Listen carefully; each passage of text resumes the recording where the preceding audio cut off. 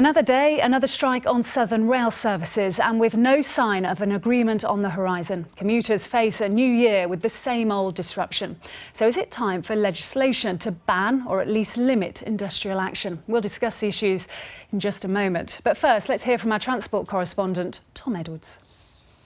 The empty stations were proof of London's considerable absenteeism from work.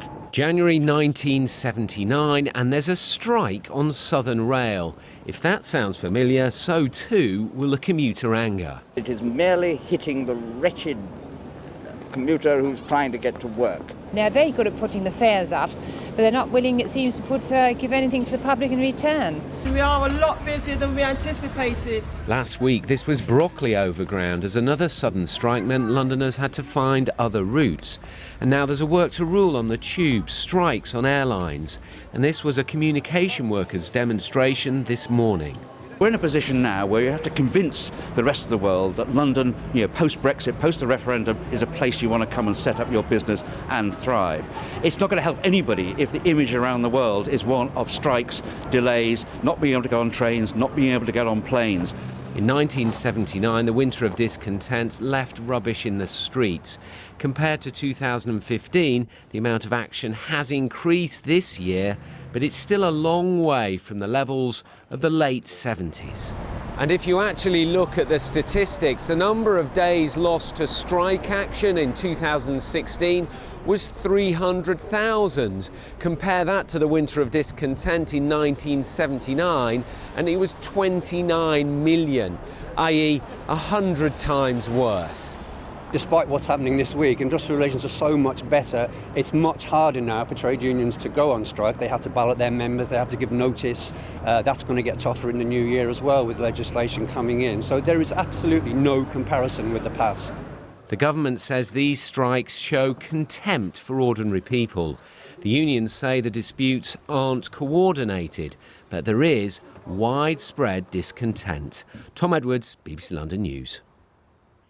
Well, joining me now is the Conservative MP for Croydon South, Chris Philp, and Paul Cox from the RMT union.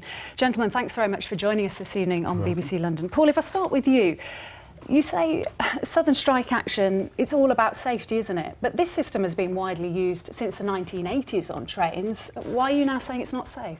It's been used since the 1980s and has only spread out to 30% of the old British railways. It's fraught with problems and it's fraught with danger. It isn't about passenger safety though, is it? It's about job security. It isn't. Job security has been offered. But really, you've lost in a way because it's been rolled out in any case, isn't it, on Southern trains? It's been used already. So why are you continuing to strike? What are you trying to achieve? Louisa, we're trying to stop the erosion of safety on the railways. We're saying that it's not safe and enough is enough.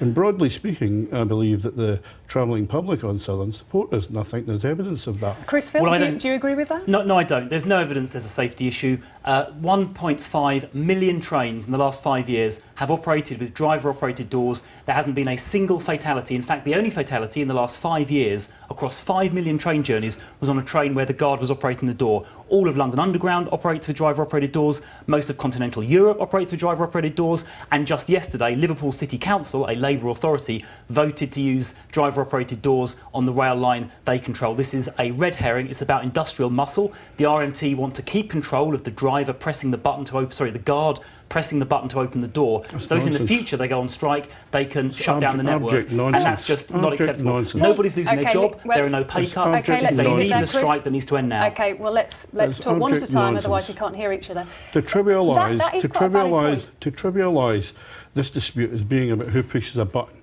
shows a total lack of understanding. And I'll just say, Chris and other Conservative MPs in the South East have prolonged this industrial action by their support for this basket case company. So what does it come down to He's then? not representing the constituents that he's supposed to represent.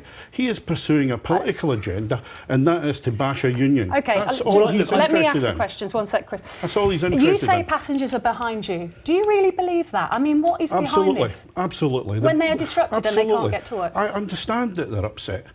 They're upset with the trade union, they're upset with the government, they're upset with the management. But broadly speaking, they understand what the RMT are doing. These people have endured misery under this company for a year and a half. They know what the RMT are talking about. And for someone to come on TV and trivialise it about being who pushes a button is an absolute disgrace. For a Member of Parliament to treat his constituents with such contempt is incredible. OK, well, let's broaden out this It's message. incredible. Let's talk about legislation. Is that something you're looking to go down? Yes, it is. And by the way, it's the unions who are inflicting this misery. And I'm not here to defend the company. I think they're a bad company and they should lose the franchise. But let's talk about legislation. On the question of legislation, what we've seen in the last few weeks is a few hundred guards and drivers preventing 300,000 people from getting to work or getting home to see their loved ones. Now, I accept the right to strike. I understand that if workers feel they've been unfairly treated, they should have that right. But that right to strike should be balanced with the right of the public to get to work and to get home to see their loved ones. The only problem with that, as it is in Spain and Italy, I know that's what happens there, it becomes pointless though, doesn't it? Why strike if it doesn't really affect the service? Not at all. Well, there are two specific proposals I've made. One is to say that if there is a strike on critical public infrastructure, it should be reasonable and proportionate, and the High Court should adjudicate that. And secondly, where there is a strike, and this is how it works in Italy, Spain and Canada, only 50% of the network can get shut down. So I accept the right to strike, but I also want to defend the right of my neighbours and constituents to get to work and to see their loved ones. That balance, I think, is a fair thing. And even Labour MPs, Meg Hillier, a senior Labour MP, said yesterday the unions have pushed this too far. OK, Chris. Paul, what do you say to that? I'll just say, I honestly believe that the travelling public support and understand the reasons why we want to keep the railways safe. I think it's Chris that's not listening to his constituents, and perhaps at some point he will have to start listening to them, because the realism of an election coming at some point may give him something to think about. Well, Paul Cox and Chris Philp, we must leave it there, but thank you both for coming in. Thank you.